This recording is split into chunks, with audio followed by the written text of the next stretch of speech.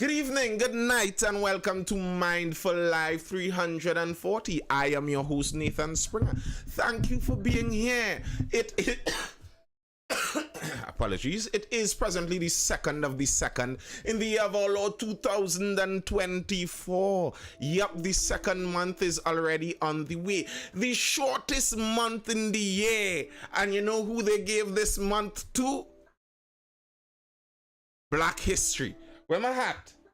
Where my hat? I have a proper hat for this. Listen. Someone has to explain to me who decided that the shortest month must be the month devoted for Black History.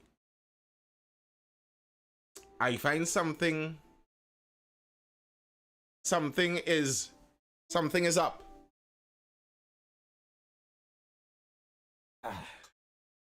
Something is up with that. Problematic. Shortest month of the year, and they just threw that for Black. Something amiss. Exactly. Ronnie's here. Ronnie, you don't just go putting one down there. That's not what I mean. I am not, by no means am I telling anyone to go put down one and just go populate the world with children without having things set in place. They're nice and cute, but they're demanding too. Don't be a fool. Of course, Ronnie, of course. All right, this evening we're starting talking about an issue. Amir Ali, I don't know if he's in the live yet. One of the faithful viewers over on TikTok there, he sent a video for me.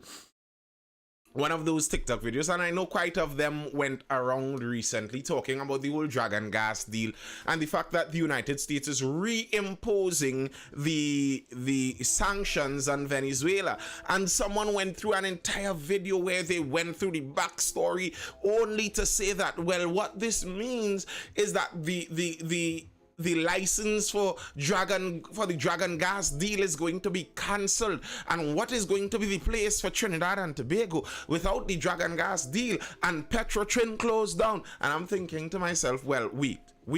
First up, if you're worried about how Trinidad and Tobago would survive without dragon gas and Petrotrin, aren't we surviving currently? Like right now, the 2nd of February 2024, Petrotrin is closed at the moment, and we have no dragon gas at the moment. So, like, ease on the hysterics about how we would survive, one. And two, what was amazing to me is this person, you know those shots they do on TikTok where you're sitting at like a kind of green screen feel and you're sitting in front of the article as the article is behind you? They're talking in front of the article. They're actually, their human presence is in front of this article, and the article explains exactly contrary to the nonsense they were saying. I found that. Let's check this out. US reimposes sanctions on Venezuela. The United States has reimposed sanctions on Venezuela following a ruling by the Venezuelan Supreme Court to uphold a 15-year ban on main opposition scheduled for this year. We were talking about the benefits of having a highest court internally versus externally. Like, our highest court is the Privy Council. That's external to us. Well, there are benefits and disadvantages to that. So one of the benefits, I remember we were talking about this last Thursday, I believe. One of the benefits is that if you have your highest court internal to you, it's easier to do things like what is happening in El Salvador now, where the crime situation reached such a horrible state. You wanted something drastic to be done. Well, the president could decide he's going to build a 40,000 person prison and just go through and lock up all the people who are presenting themselves as criminals and throw them in there and solve that problem. Now, when you're internal, when your highest court is internal, the Supreme Court, you could decide, well, listen, we want things to run a certain way. You all need to shut up and listen to the people. And that's much easier to happen. Now, the disadvantage with that is something just like this.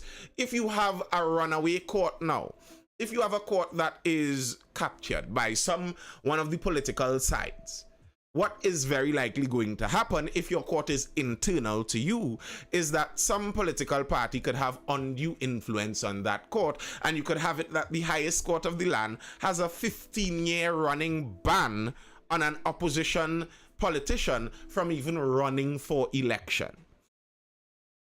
Quite an amazing thing. If the court is external to you, like the Privy Council, that would be something unlikely. It's unlikely that the PNM could go to the Privy Council and get the Privy Council's law lords to sign off on a 15-year ban to make sure Michaela Pandey doesn't run for elections. That's not going to come out of the Privy Council.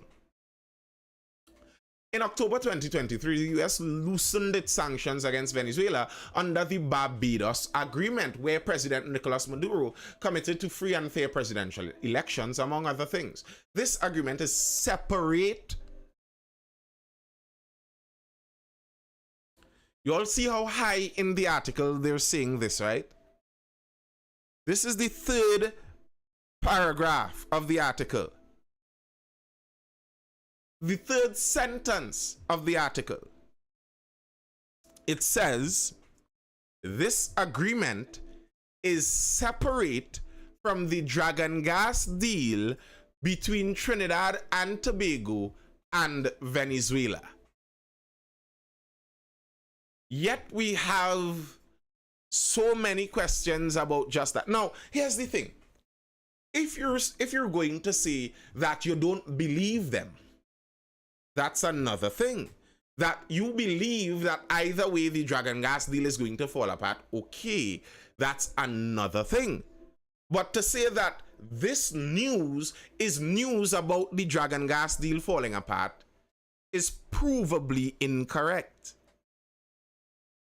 Like, why do it?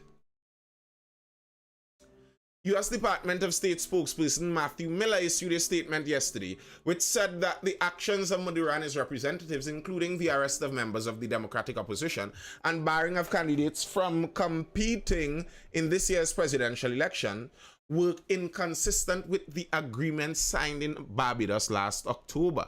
Miller noted that in support of the Barbados agreement, the United States issued General License 44, which provides relief to Venezuela's oil and gas sector. Absent progress between Maduro and his representatives and the opposition unitary platform, particularly on allowing all presidential candidates to compete in this year's election, the United States will not renew the license when it expires on April 18, 2024. Now, that license that is set to expire on April 18, 2024 is not the license that is relevant to the dragon gas deal. This article is a Daily Express article. US reimposes sanctions on Venezuela. If you are streaming this, if you are watching this on my YouTube, Nathan Spring over on YouTube, you could see the article as I read it. You don't necessarily have to watch it now. If you feel like you want to see this in a repeat at some point in time, you can feel free to subscribe. What's going on with the host? You can feel free to subscribe to Nathan Springer over on YouTube there and catch all of these on repeat whenever you are so interested to do so. The articles are read there and you could follow along and all of that good stuff. So yes, this license does not pertain to the dragon gas deal.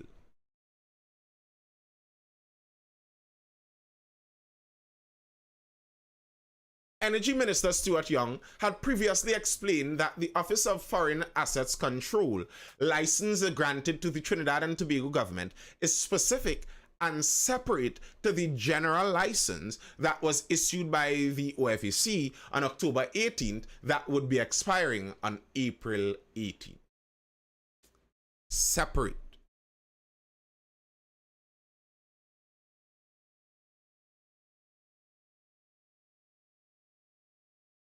Now, here's where I think there's some relevance to this issue. Former Energy Minister Kevin Ramnarine, said doing business with Venezuela will always be fraught with political risk, and that risk level will increase in 2024 with the pending general election in that country. And I think that risk would increase with the pending general election in Venezuela, also with the pending general election in the United States.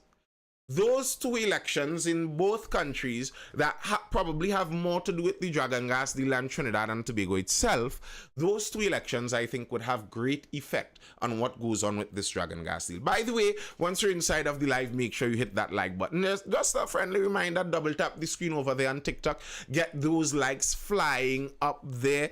It really helps if you're viewing this and repeat over on YouTube. Now is a good time, you just take that pause and you hit that like button. You just, you just take the moment and you hit the like button just to make sure. But yes, the reality is deals with Venezuela are always going to be risky. What if the opposition wins the Venezuelan election and they enter the ruling governance in Venezuela with an entirely different directive? And their intent is to open back up Venezuela, where they don't need to run gas through Trinidad as a proxy. What would that do to the deal? What if the United States changes president and one Donald Trump is elected into the United States, and let's say he intends to increase the US gas and oil production domestically as he did previously. He intends to drill baby drill inside of mainland United States, so he is less dependent on gas from the exterior, so he reimposes the sanctions on Venezuela because it doesn't bother him whether they can produce gas for them. What's going to happen then? And these things are separate to the issue of the license renewal on the 18th of April. This is separate to that. And these issues are a reality regardless of any of the other information surrounding. It's just the nature of the deal that we are getting in here. It's an understanding that the Dragon Gas deal in its entirety from its very genesis is a risky kind of deal. It's something that may have great reward. That might be a possibility that we may be looking at good reward at some point in time, but the risk is always high there.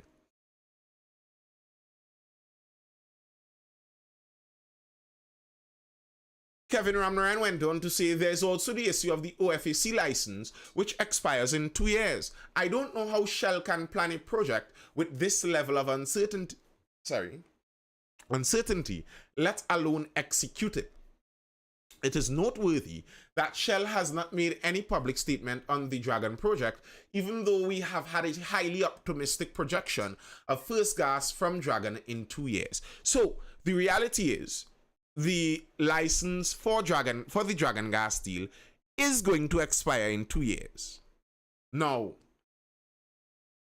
with a massive multinational company like Shell, who are depending on to be the point in this deal, would they be able to plan and execute something that would be noteworthy in 2 years with a background of instability?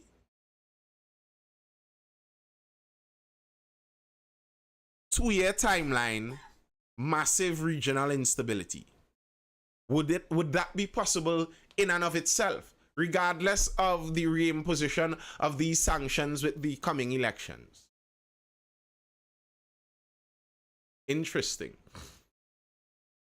And eventually the Prime Minister himself had to come out to clear this up also. Prime Minister, Dragon gas deal not in jeopardy. The Prime Minister says the Dragon gas deal is not in danger because of the decision by the US government to reinstate some sanctions against Venezuela's energy sector. At a news conference at Whitehall Sinclair on Friday, Dr. Rowley said this development does not affect the Dragon deal.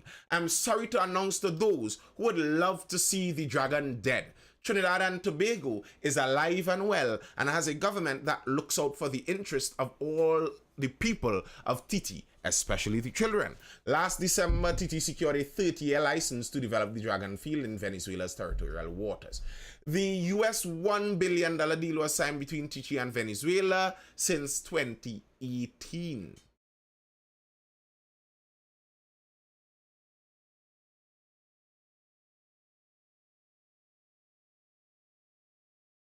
The Prime Minister clearing that up. And in that same conference, though, that same conference where he spoke about that Dragon Gas deal, he also mentioned another issue that I have been looking at, the issue over in Haiti. Haiti is a scary one. What happens in Haiti is kind of worrying, and it's scary. The reasons, trying to figure out the reasons why Haiti is the way Haiti is a complex thing. All you know is that Haiti is in a terrible position. And the position Haiti is in makes helping them also very difficult. Like, it is known regularly when you see helpful military groups enter Haiti to do some kind of humanitarian aid, oftentimes there are tales of horrific abuse that occurs also because the nation is in such a disadvantaged position.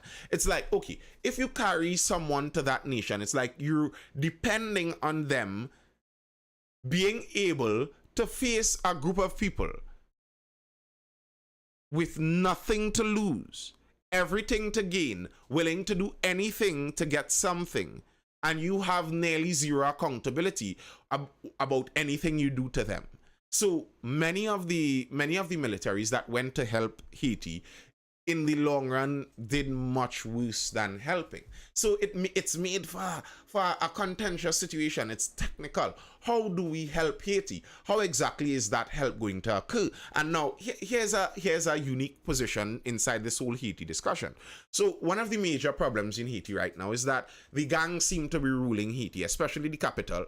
Is something like 90% of the capital is ruled by basically gangs. One former police chief named Barbecue or something like that is one of the chief gang leaders there. Because the gangs are in control of so much of the country, they are also in control of a lot of the economy. They can grind the economy to a halt. They could grind transport to a halt. They can kidnap for ransom and all of that. It's making the country inoperable.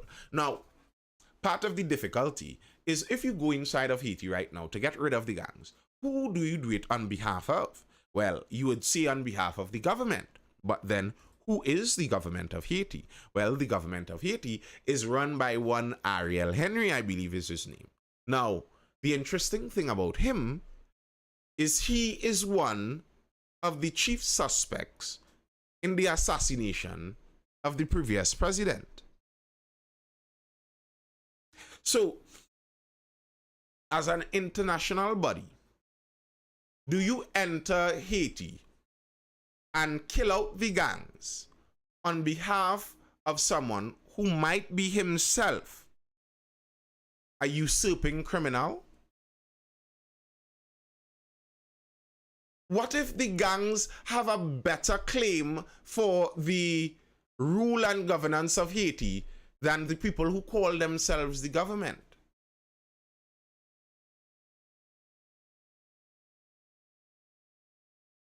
So, is going and clearing out the gangs actually doing the best for Haiti in the long run? Because to some extent, let's look at it like the history of Haiti. During the years Haiti fought for their independence, the government of Haiti during that time could have plausibly asked the globe, the world, to send troops to help them regain control of the country that is being overrun by gangs. During Haiti's fight for independence, that could have been said in that way. Good night, Holly Joseph. So, how do you do that? Our Prime Minister says US must help Haiti. That statement kind of scares me because the US has tried to help Haiti before, and a lot of the help that the US gave Haiti before kind of wasn't really help. If you go back through the US history with Haiti, some of the reason Haiti is in the way it is because of the help that the US gave them previously. The Prime Minister said on February 2nd that he told the US government it has a duty to try to help settle the situation in Haiti. The country is in the grip of armed gangs and sinking deeper into a humanitarian crisis of hunger, rapes, kidnapping, and murder. Dr. Rowley briefed reporters at Whitehall, Port of Spain on his recent visit to Washington, D.C. Now, the present plan, the plan that was currently in place, was that the US would fund a mission. And the soldiers for the mission, the human manpower for the mission would come from Kenya. What would you know? Kenya's courts decided, no, not our soldiers. The Kenyan courts struck down that decision and said, nope, no Kenyan soldiers are going to Haiti. That's not happening. So presently, I am not sure who. Z-Grade says send TTDF across there. Now, bear in mind, what the mission presently might be inside Haiti is not the same thing as the humanitarian crisis and humanitarian missions during the earthquake and hurricanes. You're going to fight gangs that have woven themselves into the fabric of the city. Gangs that are manned by locals who may be exceedingly desperate. Gangs that are known to be very brutal. Blessings from the island where I can buy hot doubles at 10 p.m. in the night. Well, I know you're in Trini, bro. I know you're in Trini. Welcome. Yeah, so you're sending TTDF there. They are not going to hand out bottled waters and packages of UN aid food, you know. They're going to fight the gangs. Any TTDF officers tell you they have interest in going to face desperate, hungry gangs inside of Haiti's urban capitals? Any TTDF men tell you they want to go there?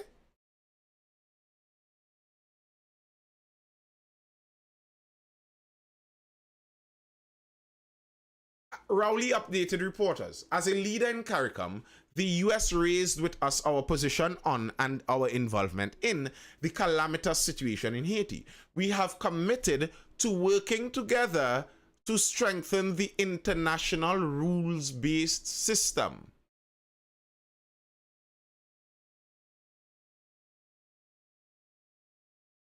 I heard this, and it struck me as a very familiar phrase. I don't know how many of you pay enough attention to global news, but the international rules-based system refers basically to something specific. It was once called the liberal economic order, or the liberal world order, of which regularly senior people in it would speak about recreating and advancing it, and they would say, well, we need to establish now a new world order. I don't know how many of you all, have dabbled on the conspiratorial side of things out there, but that new world order phrase would ring familiar to those of you who may have. But basically, what the international rules-based system refers to, that Dr. Rowley says they are committed to working together to strengthen, it refers to that global system, the global liberal economic order run by the United States that was established basically by the establishment of the United Nations after World War II, and then really cemented. Yeah, Reeve, it is. And then really cemented after the US basically won the Cold War. That international rules-based system is what everyone who is anti the globalists are fighting against, basically. Because the international rules-based system uses rules based on what is best for those at the top of those rules-based systems. So that's why right now, if you look at many of these stories, if you do a simple Google search about the international rule-based system, you would see many articles. Well, some may talk about trying to recreate and re-engineer the rules-based system, and that refers to the New World Order. And many articles talk about that system falling apart.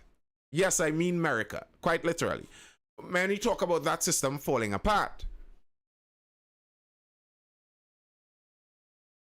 Because, for example, the world no longer sees the United States in the unitary position it once was to be running this system as it once did. So the statements from the United Nations don't carry as much weight. They couldn't stop Russia from invading Ukraine. That didn't work. It seems like the world is teeter-tottering on another age of global warfare. And that was the whole, at least the stated purpose of the whole idea of a global world order, that international rule-based system that Dr. Rowley is intent on propagating. It wasn't new. They did the same thing after World War I. The world wars generally scare the world into attempting to figure out some way to make sure we don't do this again. So generally what ends up happening is some set of very powerful people who surface as the victors of one of those wars. At the end of the war, they attempt to create some kind of global order, usually with them at the top, where they say, well, what we're going to do is make sure there's peace on earth through this global order. They did it with the League of Nations after World War I. It failed, and World War II happened. Then after World War II, they did the United Nations to make sure this doesn't happen. Cold War still happened, but the United Nations chugged along, and the United Nations still stands. But the reason for the United Nations is to prevent war all around the world, but we are seeing wars all around the world presently. The situation we were seeing in Guyana with Venezuela, that's a reflection of the crumbling of that international rules-based system. Because the international rules-based system is basically supposed to dictate that, A, the rules say this is Guyana's zone, Venezuela has to follow those rules, and that's that. But if the system is now falling apart, and maybe rules could change, there may be some people looking to get a convenient change of rules for themselves. Ronnie says they can't even get Texas to stay in line. They're looking real weak. They are real weak because they're weak people. They don't have a solid base. So, of course, they're weak. But that doesn't mean that they aren't dangerous. Very often, weak people could be very dangerous. And that business going on in Texas there, to me, I think that could easily spin into something worse. Florida sending National Guards down there. Basically the federal government is saying that we have the right, and the locals are saying no, you don't. That is a recipe for something a little more serious. RL says cheap labor and products that are provided to rich people. That's all the system is designed for. Well, that's the cynical view.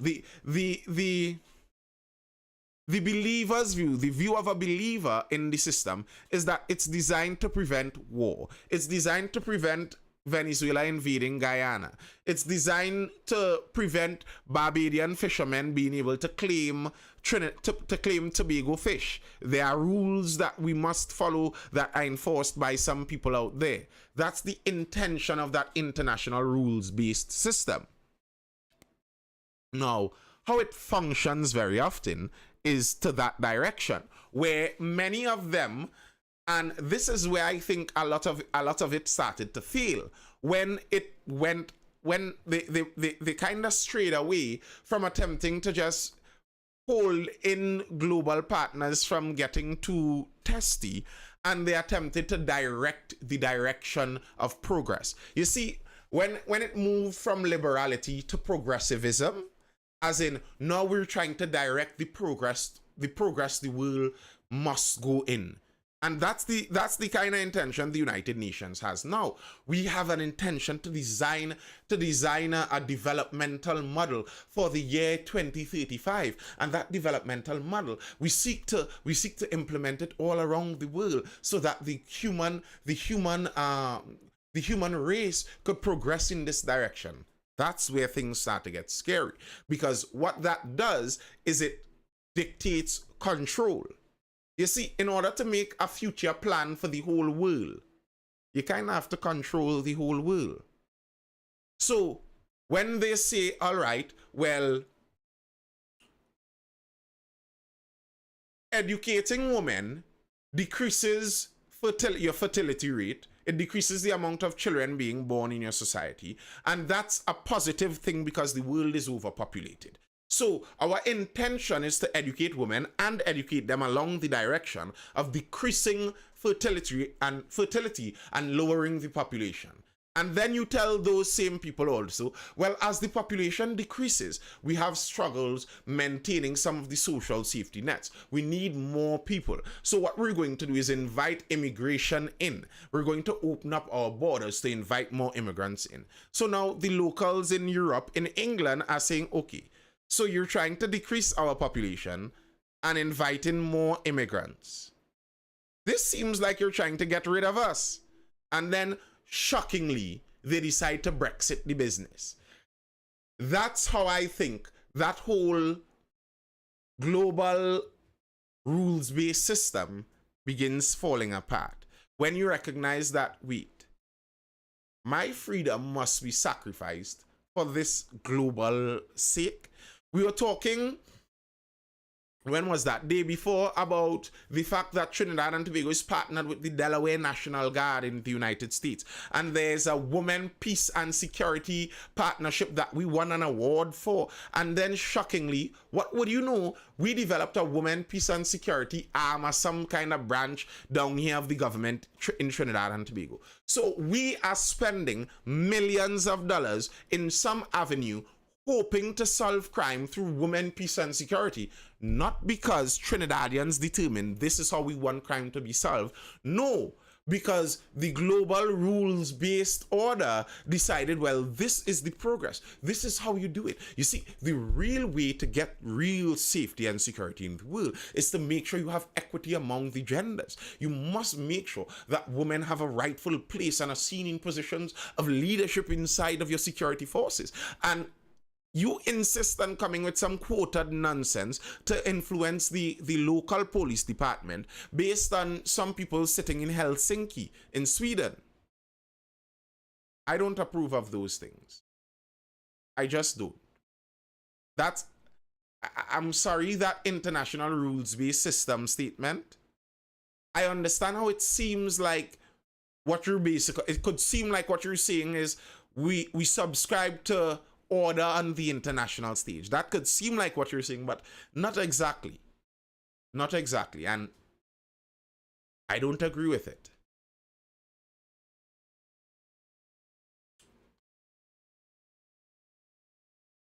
The world system trade is really depressing the more I learn about it. Well, yeah, it is quite a depressing thing. And it's not free. And those who have the power exert the power. That petrodollar US dollar business, that is a robbery around the whole world. Whenever I get the chance, I like to mention that when you hear the US talking about their debts and their $1 trillion debt and this, that, and they're ransoming their children's future and all of this nonsense they like to talk about, because every year they budget some kind of insane amount of debt into their budget where they're spending money that they don't actually make. Where do you think that worth comes from? They promise that what it is we have now, every year it goes to our next generation. Well, this year we have borrowed money from 40 years in the future, and we borrow money from 50 years in the future. That's not what they're actually doing. What they're doing is extracting wealth from the nations that sign on to this same that agree with the same rules-based system that they are at the top of. You see, if I could print the money, but you can't, you have to keep putting worth into the system while all I put into the system is paper. I put paper and you put work. That's what that is. The USD needs to collapse. Well, there are some people inside of the United States that might say the same thing. Then their debts don't matter at all. No, it doesn't, curve on. That's why I say that's nonsense. The only time the US debt would matter is if the US military is no longer the preeminent military in the world. Who is going to collect the debt? Like, it's like if you're a money lender and the baddest gangster in Trinidad and Tobago, the most well-known gangster in Trinidad and Tobago, every week he comes by you as a money lender and he borrows a $2,000. And he's been borrowing $2,000 every week from you as a money lender for the last 5 years. At what point in time do you recognize, well, you're not lending him money, you know? This isn't about lending. He isn't borrowing the money. And go and collect it back now. If you think it's a debt, you know it's a debt. They owe so much and so much trillion. Okay, who is going to collect it? Go collect it. Tell them, pay now. We have to earn US to pay our debts, and US could just print their way out of debt. So unfair. Yes, it is. But technically, RL, they don't print their way out of debt. They write that they are still in debt on paper while they print the cash that they need now. So, you know, they write down the debt. They say, well, actually, we just went from -5 and bazillion zeros to -6 and bazillion zeros. And tell you that with a straight face. You know, well, this year we increased our debt by 8 bazillion trillion cotillion. Make up some random number because it doesn't matter anyway. It's not like it's not like anybody really needs to check that. It's inconsequential. It's inconsequential. They don't even print, they just raise their debt ceiling by a snap of the finger. Well, it's a combination of both. When they raise their debt ceiling, it allows them basically to print more money. It's the con. It's the con of it.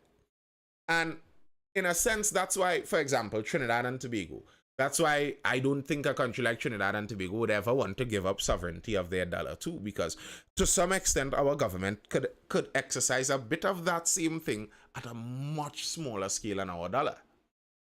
I mean, they reprinted the whole thing and changed it over. So that amount of control and you could understand it, if you were the US federal government, that amount of control is intoxicating. You could write nearly anything you want and the money is going to appear to get it done. So is it any surprise? There's a senator, I believe it was Dr. Ron Paul at one point in time, who would read through every year the amount of nonsense that the US government pays for, just a list of random things. Studies on flies, studies on the effect of more oxygen on a fly habitat, research for gender study, boats in Pakistan, and it's ridiculous because the money is nothing. It's no money. It's monopoly money to some extent. We could just do it. And why wouldn't it continually increase? Adriel Robinson, while we have to beg them to buy, we cocoa them just for them to give us some USD. Who was the damn people who decided all trade must be made in US dollars? It's so unfair. Well, let me tell you, that is exactly the same thing that Dr. Rowley is talking about. That rules-based international order. Oh gosh, I forget the Council on International Affairs and those groups, Those are the exact groups that went through in deciding the Bretton Woods. Those exact groups were the ones who decided this. And here's how it happened. Here's how it happened. Okay. There's all this gold around. Here's what we're going to do. We will hold your gold, and we promise you that you use our dollars and you could exchange our dollars for gold at any point in time. We promise you that. You'd always get an exact amount of gold for the dollar. And that allowed everybody in the, I mean, it's much more convenient. Who wants to be shipping gold between countries? Because that was the store value. So what we do, we all use the US dollar. We know the United States is good for it. Their economy is strong enough. If ever we want to, we go to the US Federal Bank and tell them, well, look, we have so much US dollars. And they assure us so much US dollars is pinned to gold. It was gold backed.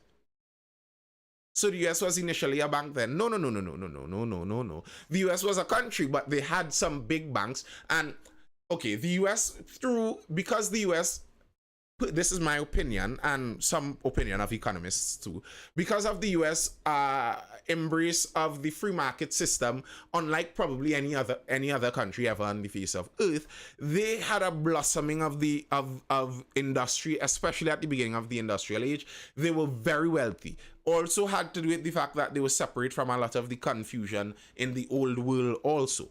And particularly after World War I, where Europe got a very hard blow, while the United States was barely brushed, the United States was clearly the strongest economic power in the world. Now, that provides some benefit for the world. It's better to use US dollars than attempting to trade gold up and down the place. And okay, we could store the gold in the US Federal Reserve. They are good to protect it. And the US dollars they promise us would always be linked to gold. Fine. That works fine for me. Why would I not take that deal? And it worked. It worked for the world. Many of the global businesses blossomed under that kind of arrangement where we could do paper money anywhere in the world and do business. This is perfect. This works beautifully for the whole world. And then they unlinked it from gold and made it into fiat, where basically modern monetary policy determines the value. You know, our genius economists would balance the printing and the pulling of money, you know, the interest rates, to make sure that we control the economy and the speed the economy goes, you know, so that people don't fall into depressions and busts and that kind of thing so easily. And I believe some country attempted to collect their gold back from the United States when that was announced. Yes, it was. And they said no. So your hand was already inside of the lion's mouth, and the lion is stronger than you. I believe it was Nixon, yes.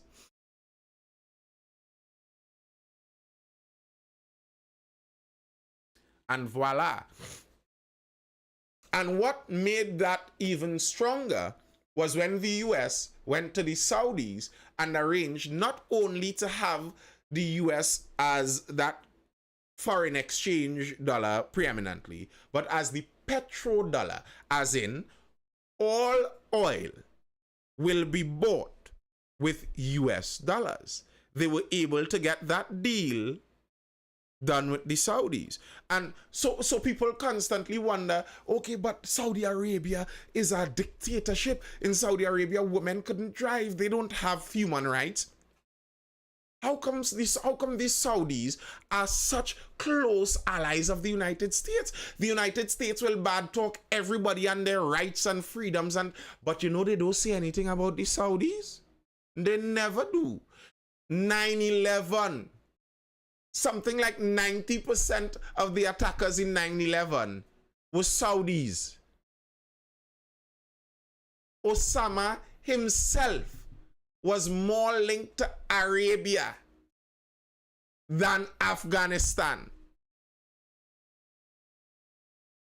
When the US decide to punish people for 9/11, they blow up Afghanistan, they blow up Iraq, they leave the Saudis untouched. Well, you could wonder why in some of these things.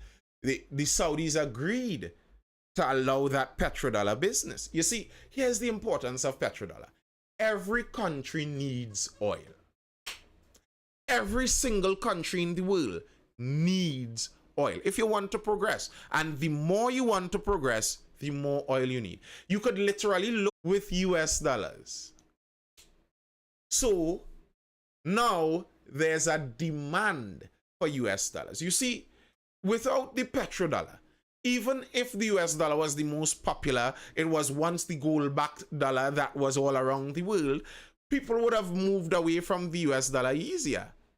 I mean, the modern system, you could do bartering with internet and social media. You could do bartering. You don't even need dollars.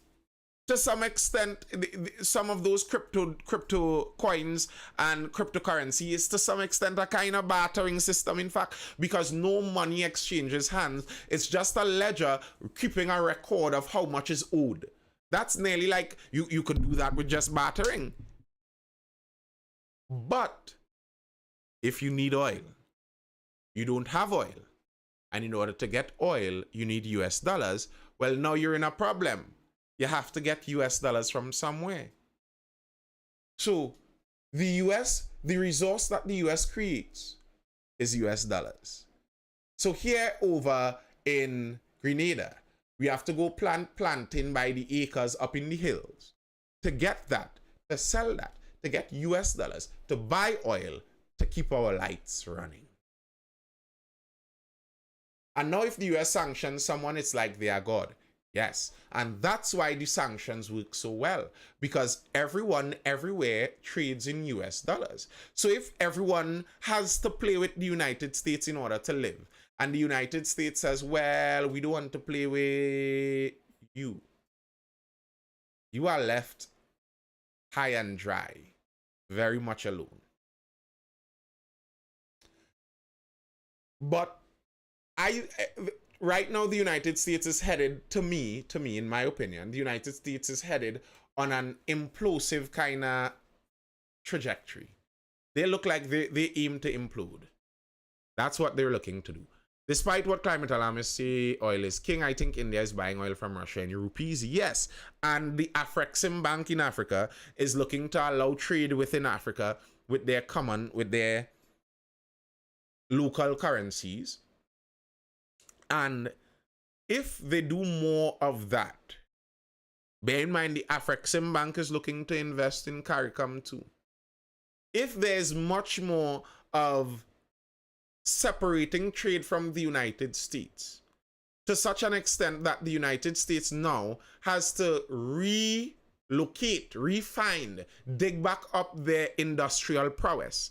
They can no longer just create US dollars and culture and export that to the world and remain on top. No, now you have to find back resources that the world wants.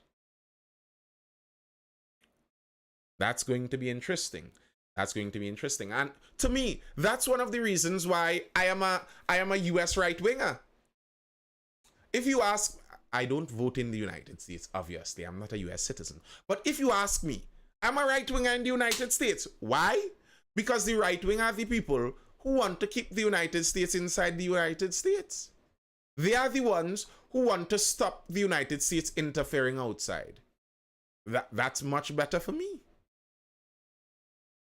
They are the ones who want to stop and balance the US budget. That's better for me. They are the ones who don't want the US sending foreign aid all around the world. And here's the trick in that foreign aid, right? Remember, these people are making up this money. There's monopoly money out here.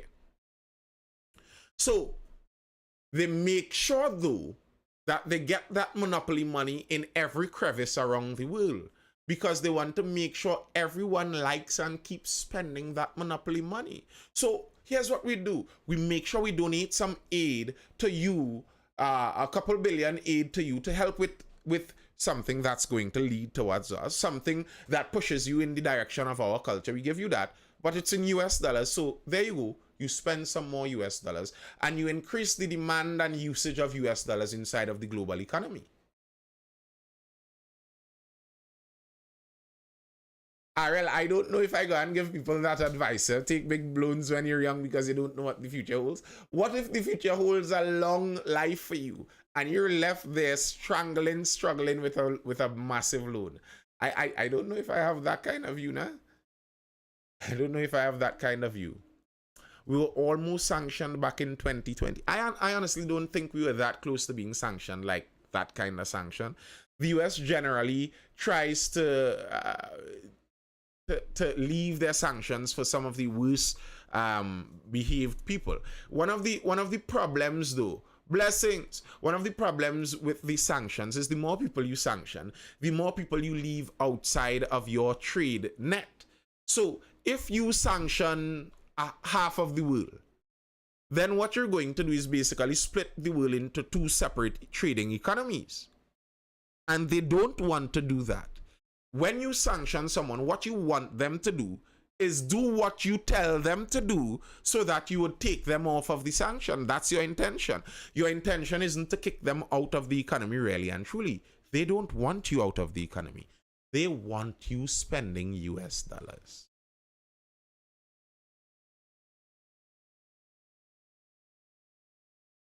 They want you spending US dollars. You know, my last story I'm going to touch on for this evening, the last story I'm touching on, just something that I have always found weird, coming from since the days of Mr. Manning to Mr. Pandey, back to Mr. Manning to Mrs. Kamala Prasad Bisesa. PM going for medical checkup vacation. The Prime Minister has announced that he will be going to the US for his annual medical checkup and vacation after he attends an energy conference in Guyana. The vacation is not the problem. I mean, vacation is vacation.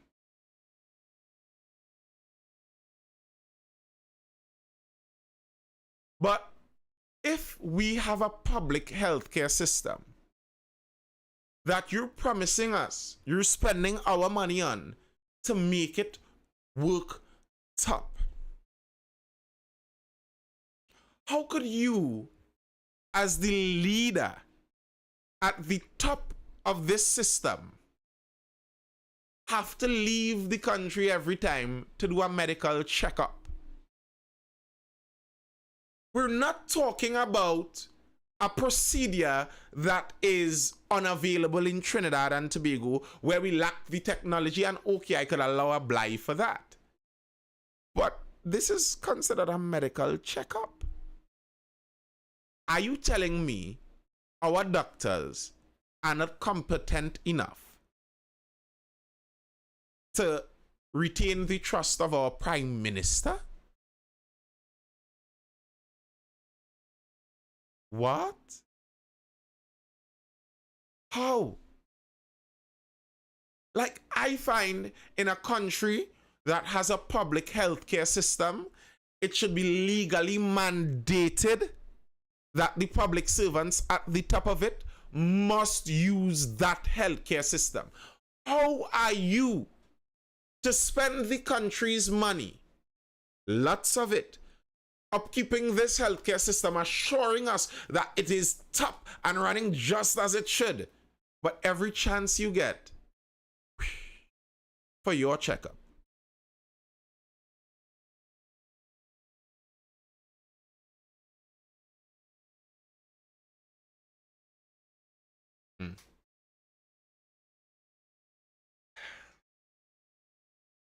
Interesting, isn't it? The claim was that they couldn't trust the doctors. As in what? You believe the doctors are going to murder you? Remember back in 2020-21, the health minister said, we have a world-class healthcare system. Yeah. Apparently not that level of world-class. How do we change this? Well, I don't see how we are changing that. I would hope that at some point in time, when some journalists are able to ask him some questions, that they ask him a question about this. How is it that you expect the average Trinidadian to do all of their healthcare inside of our public healthcare system, but you don't?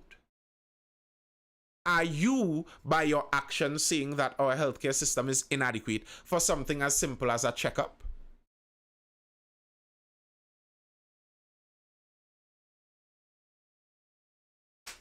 What's the point of free healthcare if it doesn't work? Exactly, RL. Exactly. Ah, I don't mind at all, cause I don't mind at all. You could wonder about that. In the US, they regularly have this discussion about whether they should have public health care and all of that. But you it's something to look at. Look at the cost of it. How much do we spend on this public health care? Billions upon billions upon billions per year. And then at the end of the day, for it still to be at a level where the Prime Minister says, I'm not really gonna use that. You could wonder, like, if you were to privatize the healthcare system in Trinidad and Tobago, close down all public healthcare systems, sell it to whoever wants to buy whatever, privatize everything, and the amount of money that is spent per year is distributed as coupons to use in the private healthcare system, I think that might actually work better. You have a very valid point. I see that happening here with certain ministers in a particular party. They don't want to do that here. They make billions each year on health insurance premiums. Yup.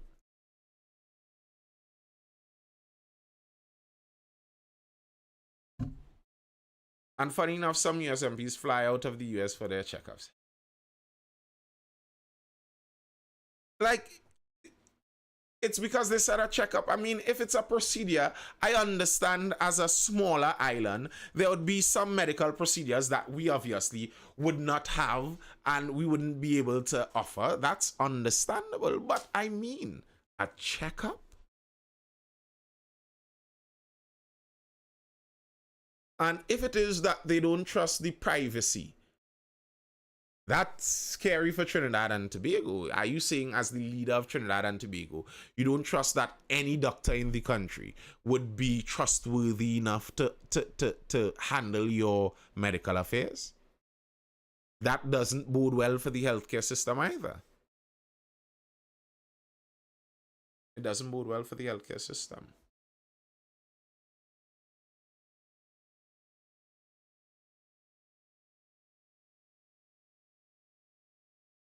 Many of those systems, once insurance gets in, the prices get ridiculous. You if you look even in the car world, the vehicular world, when insurance gets in, you look at the price of something that, if you are someone that digs up in your car and buys or deals with parts, you know the price of some of these things. And when you look at the price insurance pays, you're like, wow, how is that so much?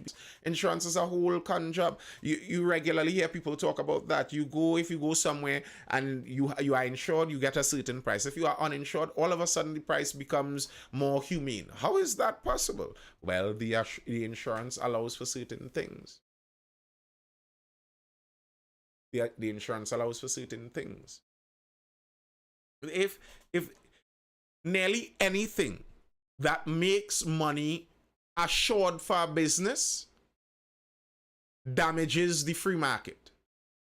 Nearly anything. If you make money sure in that business, the free market is damaged. So in Trinidad, I talk about this. if you the legal requirement to be insured for your vehicle, I kind of disagree with that. Not kind of, I do disagree with that. Because there's a legal requirement to fix a vehicle or property if you hit it and damage it. There's already that legal requirement. You don't need a legal requirement for the insurance on top of that. You could allow people to freely, of their own volition, want to go for the insurance to protect themselves or not. But when you make it that it's forced, well, all of a sudden it becomes a cartel. Yes, GATE is an example of that, or the assured loans in the United States. All of a sudden, when you assure the universities that these loans will be paid by the government, you look and the university fees just keep climbing. The university fees just keep climbing up and up and up. Well, obviously, if you tell the university, anything you tell me that the student needs to learn, I am going to pay for it. Listen, I'm going to say that the student needs to learn everything. Every year we introduce a new course. Every year we add a new administrator. We increase the admin fees because the government is paying for it anyway. Now, if it was that the only people paying for that were the regular people in the society, people who need this are the people who pay for it.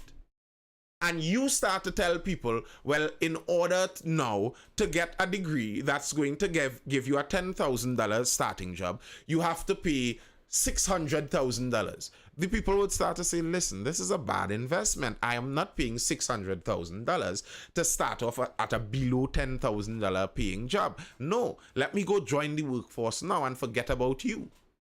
And then the balance of that on the free market would have kept some of those prices down.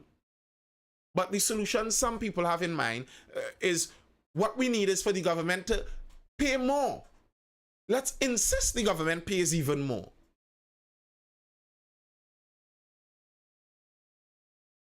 And like there's a trade-off there. There is a trade-off there where some people may not be allowed to go to university if it's purely free. If it's purely, free market, purely private. But that process of elimination actually works to keeping the price at a reasonable level.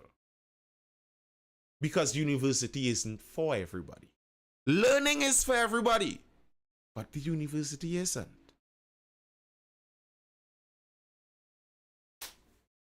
Because demand is inflated. 100% curve on 100%. All right.